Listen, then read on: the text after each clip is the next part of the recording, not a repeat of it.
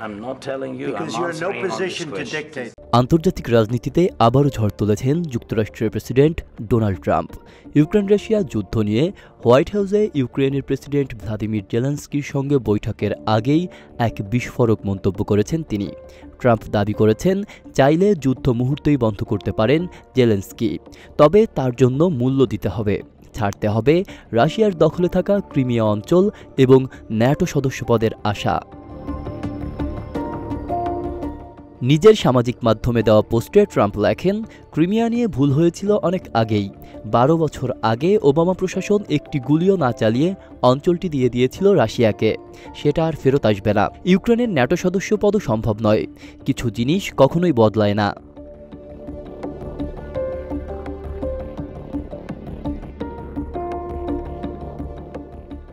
এই মন্তব্য আন্তর্জাতিক মহলে তাৎক্ষণিক প্রতিক্রিয়া তৈরি করে।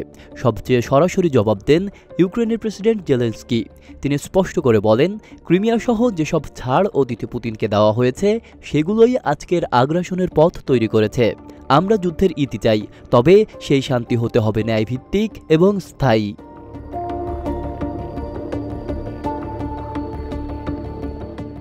জেলেনস্কির বক্তব্যে স্পষ্ট, ইউক্রেন আর পিছু হটতে চায় না। কিন্তু ট্রাম্পের মন্তব্য যে হঠাৎ আসেনি তা বোঝা যাচ্ছে সাম্প্রতিক ঘটে যাওয়া একটি গোপন বৈঠক থেকেই। দ্য গার্ডিয়ানের এক রিপোর্ট অনুযায়ী গত 15 আগস্ট আলাস্কায় ট্রাম্প ও রুশ প্রেসিডেন্ট ভ্লাদিমির পুতিনের মধ্যে প্রায় 3 ঘণ্টার একটি আলোচনা হয়।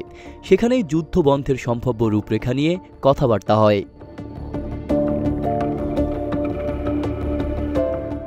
সেই আলোচনার প্রসঙ্গ তুলেই ট্রাম্প সাংবাদিকদের বলেন, যদি ইউক্রেন দোনেতস্ক অঞ্চলের পুরোটা ছেড়ে দেয় তাহলে একটি শান্তি চুক্তি সম্ভব হতে পারে।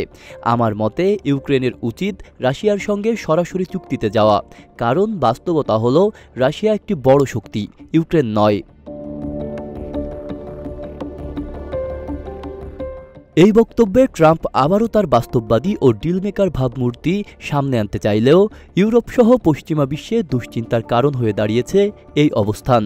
ইউক্রেনের সমর্থক দেশগুলো এখন প্রশ্ন তুলছে, যুক্তরাষ্ট্র কি আগের মতোই ইউক্রেনের পাশে থাকবে, নাকি জিও রাজনৈতিক সমঝোতায় আসছে কোনো নতুন মোড়?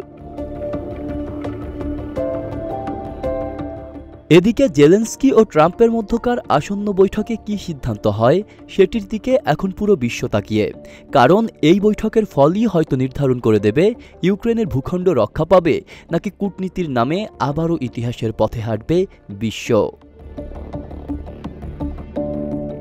আব্দুল্লাহ রাফসান জনি, ঢাকা প্রকাশ।